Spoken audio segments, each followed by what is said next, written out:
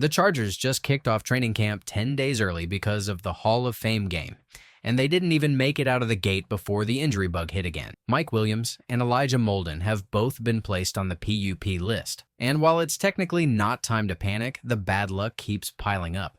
We're talking about two starters, both key pieces to this roster, who now begin camp on the sideline. Let me ask you this. When you saw those names pop up on the PUP list, what was your first reaction? Relief it wasn't worse? Concern it's already happening again? Let me know in the comments. What's up, Chargers fans? Welcome to the NFL Playbook Chargers. If you're new here, don't forget to hit that subscribe button. This channel is all about breaking down everything you need to know about the Bolts. Now, to be fair, players can come off the PUP list at any point in camp. This isn't the season-ending version, but it's not anything either. It's especially frustrating because this team is already down Najee Harris, who's holding out. Now, Mike Williams is suffering from an injury, and Najee Harris, one of the Chargers' biggest offseason additions, is dealing with an eye issue. So that's 3 of your top 5 offensive weapons, Trey, Mike, and Najee, already unavailable as camp starts. If you're Justin Herbert, how do you build chemistry with a new room if the room's not even on the field? Now, we don't know what Mike's injury is. That's what makes it more unsettling. As Jim Harbaugh put it, he's working through something. That's all we've got. But we've followed Mike Williams long enough to know how this story usually goes. When he's on the field, he's one of the best contested catch receivers in the game, but he's had a hard time staying available, and this is not a promising way to begin 2025. Last season, we gave him some grace. He was coming back from a major injury, adjusting to 2 different quarterbacks, Aaron Rodgers and Russell Wilson, and just never found his rhythm. But if this year was supposed to be a fresh start, it's hard to say that with a straight face when he's already on the PUP list. It's even more frustrating because Harbaugh himself said none of the guys who missed time during OTAs were expected to miss camp. That's clearly not true now. 5 guys are on the PUP list already. Outside of Mike and Elijah, you've got Najee Harris, Del'Shawn Phillips, Savion Washington, and Jalen Johnson, who's flashed in limited chances. These aren't just background names. This is your depth. These are guys who will make or break roster decisions, and it's all happening before a single padded practice. But as always, when one door closes, another opens. And with Mike and Trey both out, is it KeAndre Lambert-Smith time? We don't know yet if he's fully back. He missed time in the offseason, but this is his window. This is the shot he needed. The field is wide open. If he's healthy, he has the speed to stretch the field. That's what the Chargers brought him in for. Vertical juice, and if he can start stacking reps with Herbert now, that connection could stick. The same goes for Jalen Reagor and Brendan Rice. Guys who were probably outside looking in candidates a month ago are now right in the thick of things. Opportunities are popping up all over the place. And back to defense. Elijah Molden also going on PUP isn't surprising, but it is important. He broke his fibula in week 17. So, the fact that he was even out there at OTAs doing side work was impressive. And look, this isn't a guy you rush back, but the sooner he's 100%, the better, because Molden changes how this defense functions.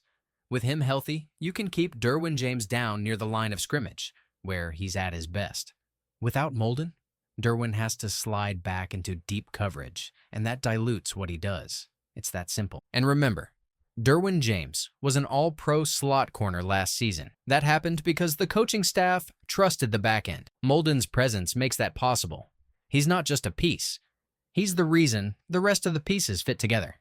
So even though he's on PUP, this is not a reason to freak out. Just let him recover. He already knows the system. He played a full season. There's no catch-up to be done here. Just don't rush him. Now, moving to the corner now, this battle between Cam Hart and Dante Jackson is heating up fast. In minicamp, it was Jackson, not Hart, running with the starters. That might surprise some people, but when you give a guy a 2-year, $13 million contract with $7 million guaranteed, you're not parking him on the bench. You're giving him a real shot. And don't forget, Cam Hart had a great rookie year. He's physical, he's violent, and he was the best run-defending corner on the team. The only problem? Injuries. He's had 4 shoulder surgeries. 4. That's a huge red flag, no matter how much talent you've got. But Jackson, he is more finesse. He's a zone guy. Not great in man, but he had 5 interceptions last season, and that counts. The analytics hate him. He had one of the lowest coverage grades among qualified corners. but ball production buys you time.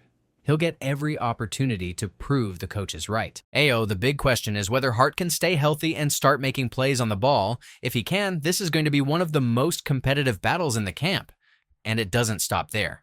At the bottom of the depth chart, we've got a three-way cornerback battle. Josser Taylor, Dean Leonard, and Trikweza Bridges.